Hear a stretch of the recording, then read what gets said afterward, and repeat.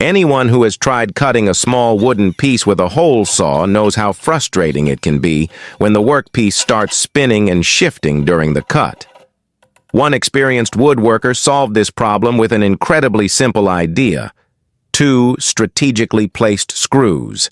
This clever setup helps hold the wood securely in place, improving stability, accuracy, and safety throughout the process. The result is a cleaner cut and a much better finish.